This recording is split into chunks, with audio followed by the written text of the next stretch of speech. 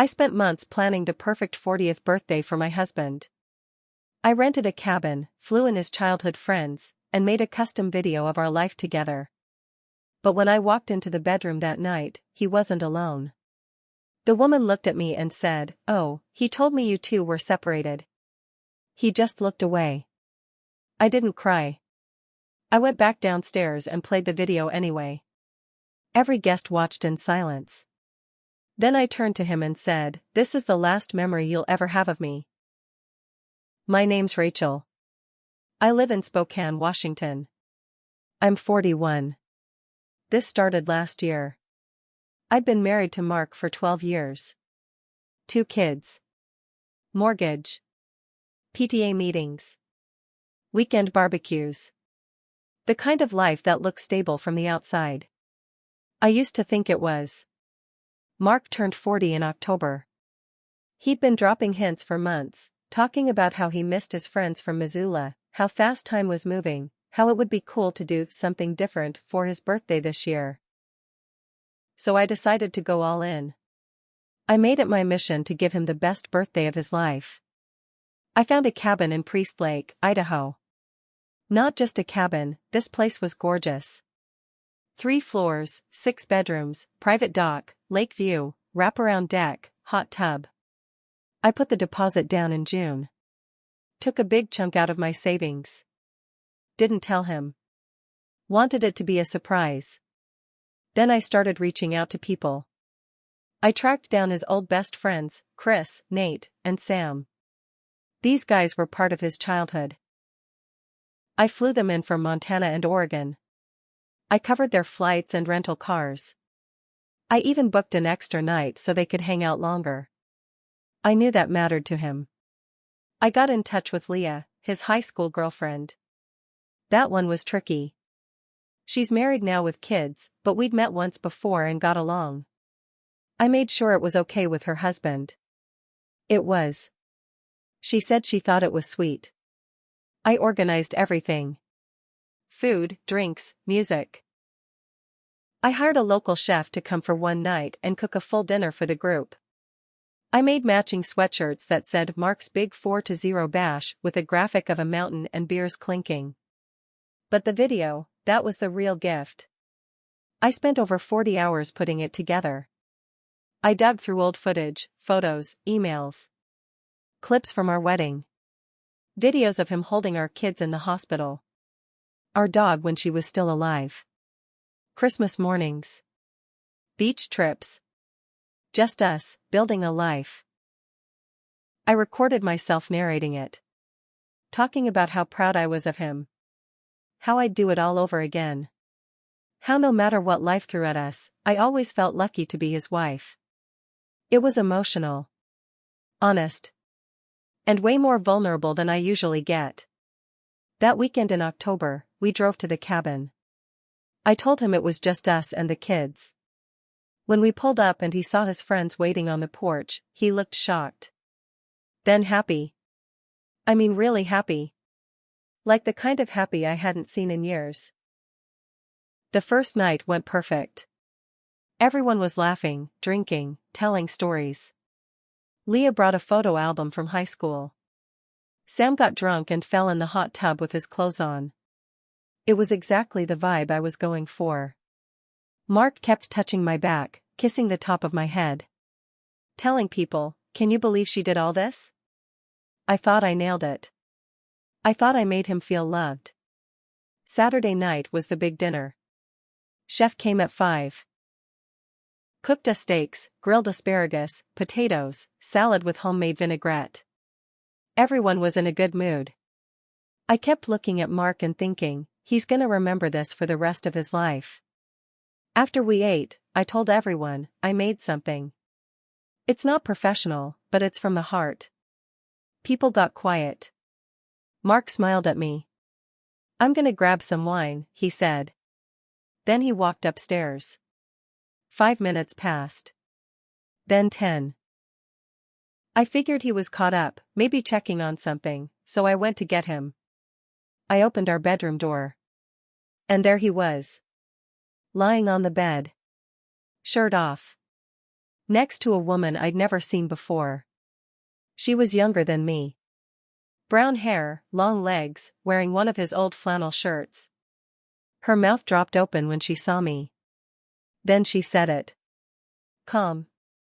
Like it explained everything. Oh, he told me you two were separated. I froze. She looked at him, then back at me. He just sat there. Didn't reach for a shirt. Didn't say a word. Not even I'm sorry. Not even it's not what it looks like. Just silence. I didn't scream. I didn't cry. I looked at her, then him. Then I shut the door. I walked downstairs. Everyone was already in the living room, waiting. The TV was on. The lights were dimmed. Chris handed me the remote and said, "We good?" I nodded. And I pressed play. 13 minutes of our life together. Every birthday. Every kiss. Our kids saying, "Happy Father's Day, Daddy." My voice talking about how much he meant to me. How I trusted him. How proud I was of our marriage. Halfway through, Mark came down. Alone. He stood in the back, arms crossed. No one said a word. When the video ended, I stood up. Turned to face the room. Looked at each of them. Then looked straight at him. And I said, "This is the last memory you'll ever have of me." Then I picked up my keys, walked outside, and drove away. But that wasn't the end. That was just the beginning. I drove all night. Didn't stop until I hit Spokane city limits. I pulled into a hotel off I-90 and sat in the car for 10 minutes before I could even walk in. My hands were shaking, but not from sadness. It was something else. Something colder. At 3:24 a.m., my phone lit up. It was a text from Mark, "Rachel. Please. Can we talk? I'm sorry. It's not what you think." I didn't reply. At 3:27 a.m., another one, "She meant nothing." I panicked. "Please come back." Still nothing from me. At 4:06 a.m., a longer one, "You embarrassed me in front of everyone. You didn't have to do that. That was cruel." That one made me laugh. Out loud. Alone in the dark. I didn't sleep that night. Or the next. I went to work on Monday like nothing happened. Nobody knew. Not yet. But I had a plan now. Not just to leave him. That part was easy. The plan was to make sure he felt the same emptiness I did. Every day. In his chest. In his stomach. Like a weight he couldn't get rid of. First thing I did was see a lawyer. Washington is a no-fault divorce state, but we had assets. A house. Retirement accounts. And custody of our 2 kids. I told my lawyer everything. She looked at me and said, "You're doing the right thing. But we're gonna do it smart." I stayed quiet for 2 weeks. Let him sweat. He kept texting, calling, even came by my school one day and waited outside. I walked right past him. I started packing the house. Quietly. Took everything that mattered, documents, photo albums, our daughter's baby blanket, my grandmother's jewelry. I left behind the rest. Then I did something I didn't plan at first, but it felt right. I uploaded the birthday video to a private YouTube link. Then I sent it. To his mom. To his dad. To every person who was at the cabin. To his boss, who I knew casually through a school fundraiser. To the woman I caught him with. In the video description, I wrote, "This is what I made for my husband for his 40th birthday. This is what I walked into while he was supposed to be watching it." I didn't say anything else. That same day, I filed for divorce. Full custody. Listed adultery in the documentation, even though the judge wouldn't care, it still mattered to me. Mark lost his mind. Called me screaming. Left voicemails. Said I'd ruined his reputation. Said his job was in jeopardy. That I'd crossed a line. But I wasn't done yet. Because guess what? That woman, the one I caught him with, wasn't just some stranger. After a few hours of digging, I found her LinkedIn. She worked for the same IT company as Mark. Not just in the same company, same department. She had a boyfriend. I found his Instagram. I sent him the video too. His name was Tyler. Tyler messaged me within the hour. Said he was blindsided. Said they'd been dating 3 years. Lived together. He was planning to propose this winter. We talked for over an hour. We shared screenshots. We compared dates. Turned out Mark and this woman had been seeing each other for over a year. Since before our last anniversary. Since before our youngest turned 6. I asked Tyler if he was going to leave her. He said, I already packed a bag. I didn't feel good. But I felt clear. Things started falling apart fast for Mark. His company HR got involved. Even though it wasn't technically against policy, they moved him to a different team. People were whispering. His boss, the one who got the video, called him into his office. Told him he had concerns about judgment and leadership. Mark didn't get fired, but he didn't get the promotion he'd been bragging about either. At home, it got worse. I had full custody for now. He was allowed supervised visits, but he missed the first one. Then the second. Told the court he was emotionally overwhelmed. I wasn't overwhelmed. I was methodical. I found every financial document he had hidden. Old accounts, credit cards, bonus pay stubs. He'd been stashing money in a separate savings account under his name only. My lawyer brought it all to court. The judge gave me the house. Then I went one step further. I filed a restraining order, not because I was scared, but because after he came to my work the second time and tried to yell at me in the parking lot, I had it on video. He didn't show up at the custody hearing after that. His lawyer tried to get him a better deal. The judge denied it. Now he lives in a 1-bedroom apartment off Pines Road. Drives an old Subaru. Pays child support. Hardly sees the kids. And everyone at work? They know. They all know. Leah told me she brought it up to his boss again after learning about the money hiding. Said it wasn't just a moral issue, it was ethics, dishonesty, professional trust. His job is still on the line. And me? I smile more. I sleep better. I never wonder where he is. I started going to therapy, joined a local women's hiking group, and for the first time in years, I don't feel like I'm walking on eggshells. This isn't over yet. But it's moving. And the best part? I never raised my voice. I never made a scene. I just told the truth, and let it burn everything down.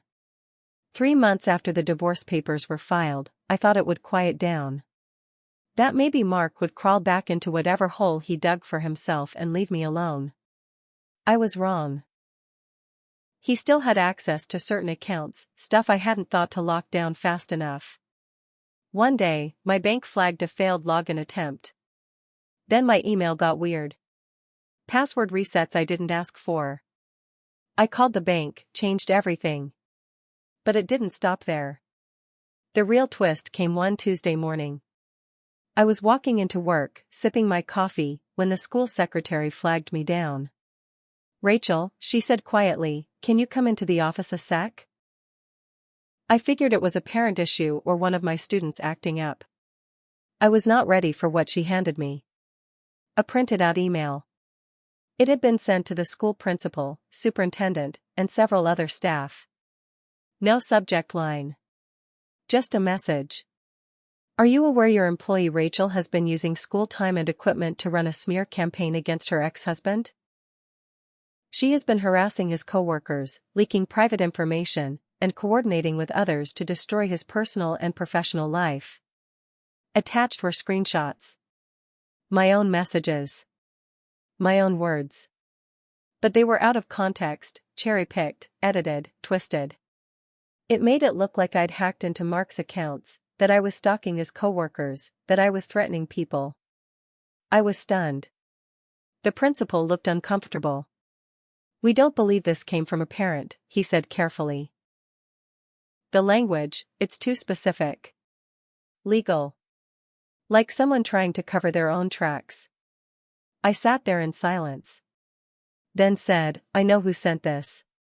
I went home early and called my lawyer. She was already ahead of me. Because the email didn't come from a random burner, it came from a VPN linked to an IP address in Spokane. She had a contact who could trace it. Within 2 days, we had confirmation. It came from Mark's apartment. He was trying to get me fired. He couldn't hit me in court. Couldn't hurt me through the kids. So he went after the one thing I had left, my job. But here's the thing, he didn't know I'd saved everything. Every voicemail, every email, every screen-recorded Zoom call where he ranted about how I ruined his life. I gave it all to my lawyer. She filed a civil harassment complaint, and we requested a court hearing to modify custody again. This time, I brought Tyler with me. Remember Tyler? The boyfriend of the woman Mark had cheated with? We'd stayed in touch. Not romantically, just connected through the mess. He had evidence, 2 emails Mark sent his ex, mocking me, joking about how stupid I was to believe in forever. Tyler stood up in court and said, "I was with that woman for years. She didn't even know she was the other woman." The judge listened. Took it all in. By the end of the hearing, Mark lost his unsupervised visits. Every call, every meeting with the kids would now be through a court-appointed monitor. And he was warned, any further harassment would result in a restraining order being extended for another 5 years. But the real twist? It came from the kids. One night, my oldest, he's 10, asked me, "Why doesn't Dad come around anymore?" I didn't lie. I didn't badmouth Mark either. I said, "Sometimes adults make choices that hurt people. And when they don't take responsibility, it makes it hard for others to trust them again." He nodded slowly. Then he said, "I don't really miss him." That night, I cried. Not because I was sad. But because I knew I'd done what I needed to do, to protect them. To protect me. And to take back the life he tried to wreck in silence. But I wasn't done. Not yet. It was late January when I finally let myself breathe. The court had sided with me. The harassment complaint stuck. Mark had no more access to me, my email, my work, or our kids without someone watching. I'd taken back control of everything he tried to break. But deep down, I still felt something unfinished. Something quiet. Heavy. I'd taken revenge. I'd protected my kids. But I hadn't faced him, not really. Until one cold Tuesday morning, I got a knock at my door. I opened it and there he stood. Mark. He looked smaller. Like he'd shrunk in his own skin. Dark bags under his eyes. Same coat he wore when we were still pretending to be happy. "I'm not here to fight," he said quickly. "Just, listen." I didn't step aside. He stayed on the porch. "I lost everything," he said. "My team doesn't trust me. HR has me flagged. My parents won't speak to me since you sent them that video. And I get it. I deserve it." I didn't say anything. Just crossed my arms. "But you," he said, "you made sure everyone saw it. You didn't just leave me. You made me the villain." I looked him dead in the eye and said, "You were the villain." Then I stepped outside, pulled the door shut behind me, and walked up to him.